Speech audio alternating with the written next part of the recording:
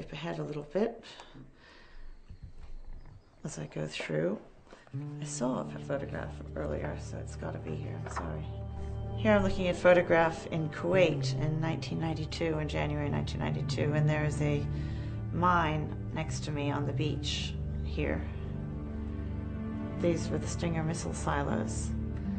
I was wearing an abaya, although it was too short. They didn't have anyone long enough for me. And in the background here you can see a double .50 caliber weapon. Me and a friend at the White House. That is the podium where you see the president speak from all the time. Me aboard the USS Eisenhower in the Persian Gulf near Iran over in 1992. I had a horrible feeling that something bad was going to happen because there was fluid dripping from the ceiling in the helicopter, and I thought, but we made it back.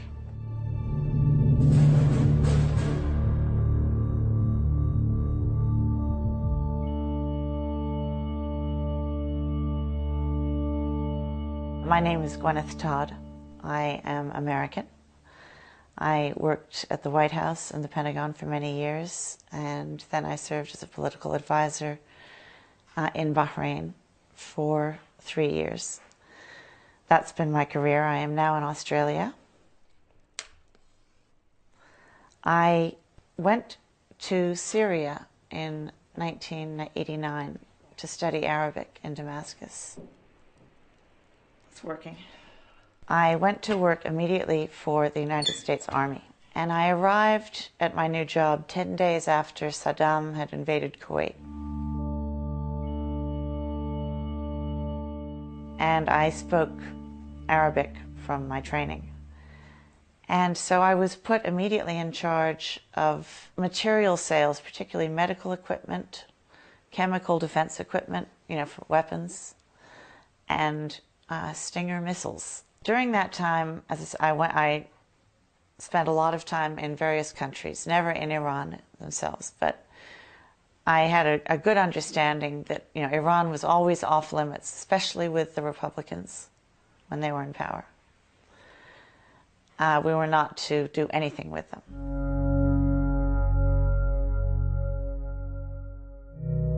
In 1998, I think it was, President Khatami gave an interview to Christiane Amanpour, and in it he said that he was open to discussing things in a respectful way with the United States. Immediately, President Clinton sent a note down to my office, my desk, and said, find ways to improve relations. I want to be able to talk to Iran. Only dialogue and discussion can work this out. Our problem was, in America we have a very strong Israeli lobby, AIPAC. Basically has the power, or they have bragged in the past, to stop any initiative by anyone that they don't like. It's in our national interest to prevent Iran from getting a nuclear weapon. Do not let anyone tell you that a nuclear-armed Iran is just Israel's problem. It is not. Israel must always have the ability to defend itself by itself against any threat. No president and no congressman and no senator can act against AIPAC and hope to be reelected. So President Clinton, he was in his second term, so he had nothing to lose anyway, said, make sure you know what AIPAC, the Israeli lobby, is doing, because they're going to try to stop this effort. I would go out almost every week for lunch with the political and policy director for AIPAC.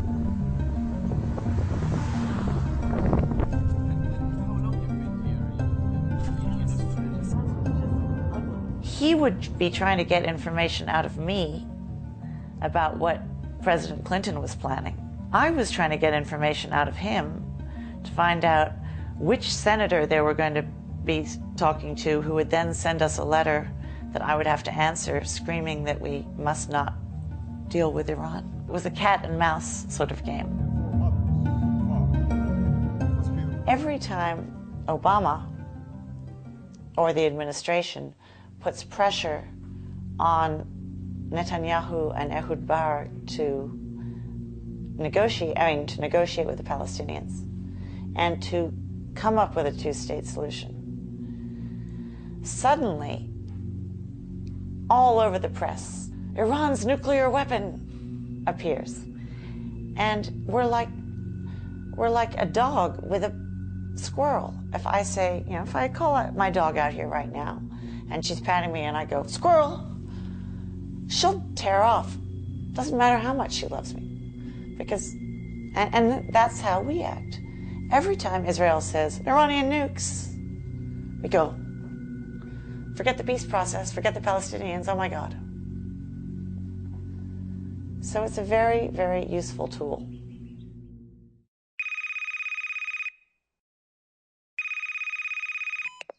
I got a call from a woman, and she said, can you meet me at this restaurant? And I said, sure. And I went to the restaurant, and there she was with another woman. And they pulled out their badges, and they said, we're with the FBI. And I said, okay. And they said, look, we have finally been given approval to go ahead and find out who is spreading intelligence, leaking intelligence to Israel, to try to start a war with Iran. And you know the person very well who we really think is doing this.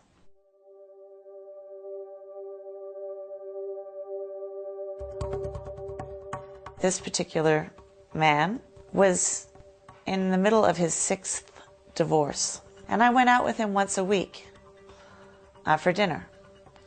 And we would discuss everything, his family, but I would try to get him talking about who was passing information and what were they trying to do about Iran.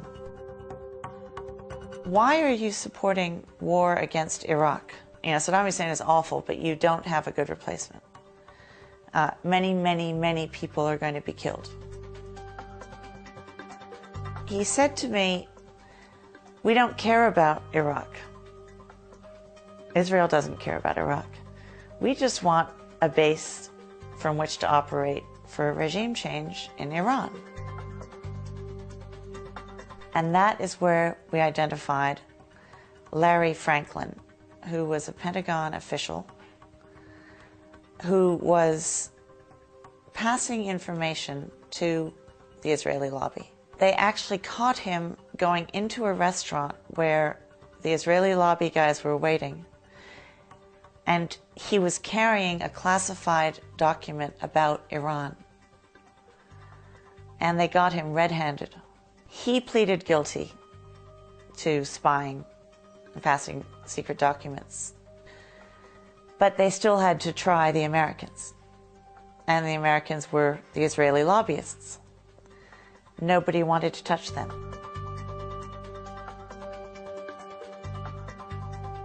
So in 2004, I was called by the FBI again. We know these people are spying.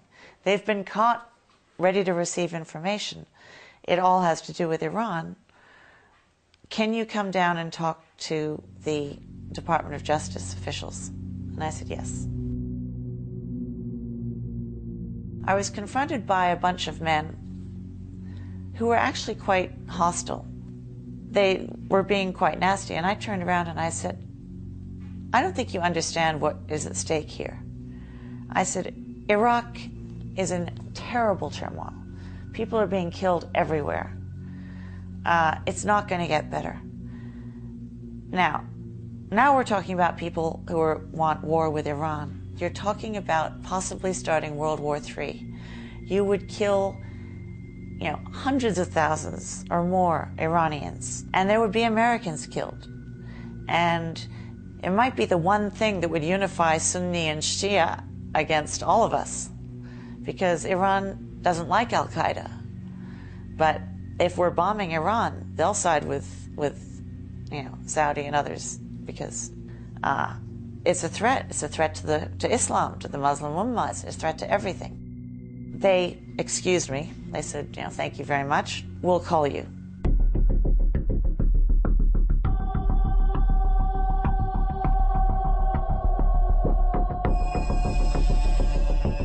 Iraq was going to be the stepping stone for regime change in Iran. We were going to invade Iraq, set up a government that was friendly to Israel and friendly to us, and from there, they would be able to meddle in Iranian politics and create problems. That was the original plan. So they had to get everyone into we had to get into Iraq, we had to get rid of Saddam. I was asked to come out to Bahrain, and my job was force protection and political advice. I had no immunity. I was not a diplomat. I was not a government employee. I was a civilian. I made sure that our admirals and our people and our ship captains going out there, I would lecture them and I would explain the truth. Listen, this is a routine game that is played. Don't overreact. And all was fine until 2007.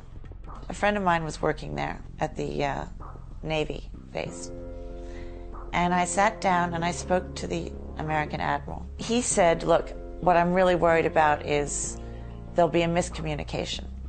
Somebody will think that someone's actually going to fire at them, and then we'll start a war. And he said, so I'd like to set up a phone line to the Iranians that we could call and say, look, whatever we're doing is routine. You're going to Washington to propose that? He said, yes. I said, you're going to be shot down. He said, you think? No. Why would they shoot me down? I said, because the people you're talking to want a war with Iran. No. Nobody wants a war with Iran. I said, yes, they do. And these are the same people who dragged us into war in Iraq. They'll do it if they can. And so it all happened as I said it would. The line was never set up.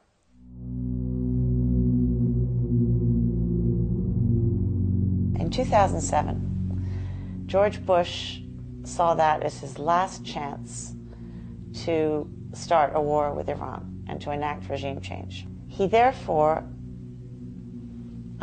pulled the admiral that we had there, who was very, very good, back and sent out a new admiral. This new admiral I had known when he was only a captain at the White House. He had one day accidentally mistaken me for an intern and asked me to take out the garbage. And I had looked at him and I said, do I look like a garbage man to you? Well, I didn't see him again until I was in Bahrain, and suddenly there he was, but now he had 3 stars on his shoulder, and it was a vice admiral and my new boss. So maybe I should have taken out the garbage. He said immediately when he came that his agenda was to make sure that Iran was pushed back into a box. In May of 2007, there were the first talks scheduled with Iran and Iraq in Baghdad. And those talks were meant to try to, stop the violence in Iraq. And they were very, very important because things were very bad in Iraq, and we'd caused it. What the admiral did was he decided that he would pick that very week to move aircraft carriers around into the Persian Gulf. Nobody has time to look at ship movements all day long. It's left to the military commanders because it's just, nobody has time. Nobody would notice this. The State Department wouldn't notice this unless somebody told them. I want to make sure that nobody in Washington finds out that we're doing this. We're just going to go through there and see what the reaction is from Iran. It wasn't a buildup for war, but it would look like it, and it might make somebody panic and shoot. And all we need is one shot, and then we can just, open fire, self-defense. Even the Department of Defense didn't know. And they came down and they told the admiral, you can do this, but you will tell our Persian Gulf allies exactly that this is peaceful. And as I understand it, we even went so far as to send a message to Iran saying, don't worry about this deployment, it's peaceful. The admiral called me down into his office, and he made me sit there while he called the Saudis. Of course, the Saudis already knew by then, as did the Iranians. The whole plan had been foiled.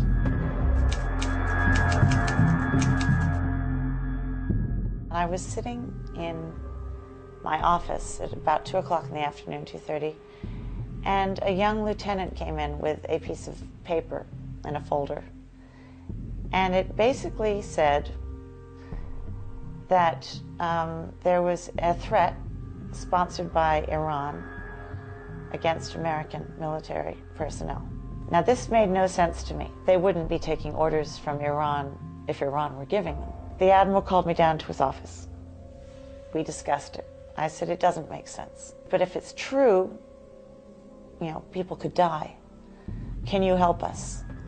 You're the only person who knows enough people on this island to find out the truth.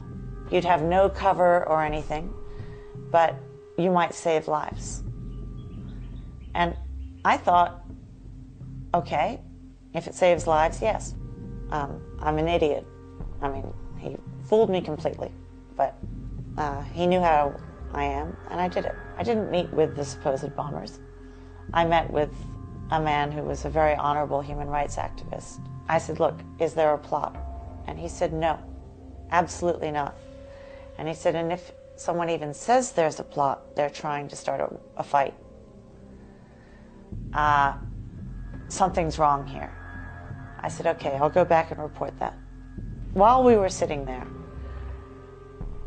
2 plainclothes policemen came up to us, and they shook his hand in mine, and he went white. And they made a joke about how he'd gained weight and he needed to be able to outrun him. When they left, he explained to me that those were men who had tortured him when he'd been in prison in Bahrain. So he said, something's going on here that's very bad. Now, I said, let's all go my way, you go yours. So I came back to the base that night at 10:30 at night, and I used my badges and they didn't work. I thought, oh God, it's not working, the machine. So I called the duty officer, and he knew me, and he said, come on. So I went in, I typed up the whole report, everything saying, Iran is not planning this. There is nothing going on like this. In fact, whoever reported this is probably up to no good. You need to find out. And I put it on the desk of the head of intelligence, and I went home. He came in after midnight. He typed it up, and he filed it, and he sent it back to Washington without asking the admiral, because the admiral was unavailable. The next morning at 7 o'clock, I came into the office. It was a Friday, so it wasn't a work day, but I was greeted at the door by the head of intelligence. He said, get off the base. Something's wrong. He said, I filed your report. It was one of the best reports I've seen. It's gone back to Washington, but the admiral is furious, and so is his security officer. And I called Commander Chow. I said, what's going on? She said, we have suspended your top secret special access intelligence clearance. I said, why? And she said, that's classified. Now, I said, well, I'd like an explanation. She said, come to the base. And I said, no, you come to me. She said, no. So I was completely confused at this point. I called my friend who was at the base, and I said, I need you to go find out what's going on. He went, and he went to speak to the chief of staff, and he found a letter, which I have, dated December 13th, 2007. It is prepared by Commander Chow. It suspends my top secret special access clearance. It tells me my badges have been deactivated. And it says that all my colleagues have been notified. They sent the Bahraini police to that village, and they were waiting for me to drive in there. And I was going to be either arrested or killed. If I were arrested, they would pull out this letter and they would say she was actually a spy for Iran. We had just informed her that we were suspending her clearance, and she was going out to plan a terrorist attack with Iranian-backed people. That would justify a war.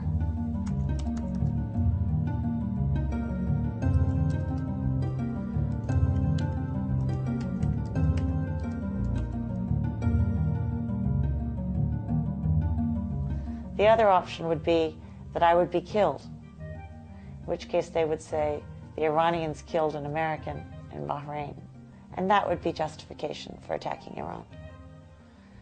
Those are the only two options I can think of. They tried to hide the letter. They did not let me have it, but my friend had seen it. I fought for 3 months. I finally got the letter. By that time, I was in Australia. But in the interim, I got a lot of support from all my colleagues, but nobody would, the lawyers, no one would talk to me about anything. They wouldn't give me any answers.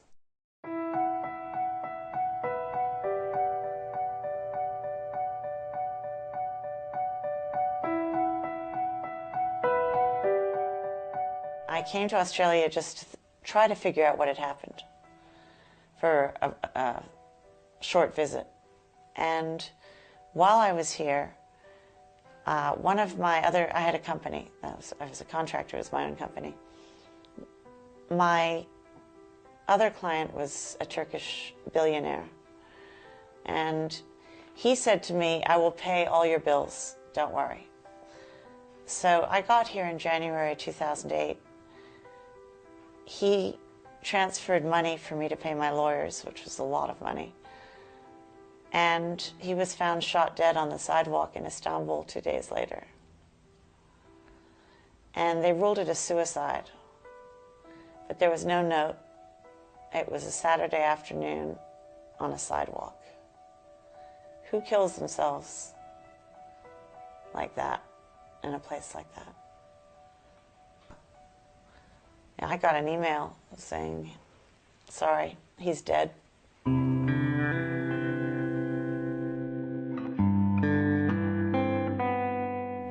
Yeah, these people don't mess around. They wanted war, and they want war now. It'll be you and me who will die, and our families, and babies, if there is a war like this.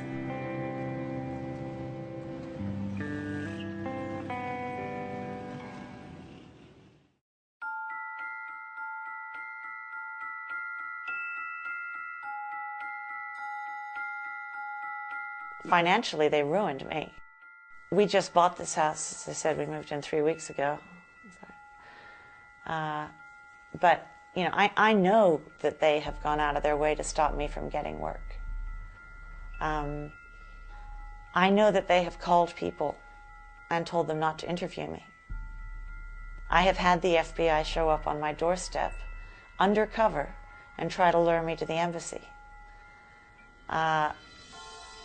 There's a very high cost, but I'm very positive about it. And I'm just one person. I can't change everything. I feel it's almost, I find it almost too arrogant to be upset about the fact that I was unable to stop the Iraq war invasion, because, you know, who am I to stop a war? Shouldn't be that powerful. But I knew how few people were running it, and just no one would listen. So I felt that I did have that ability, and I failed. But, you know, you win some, you lose some.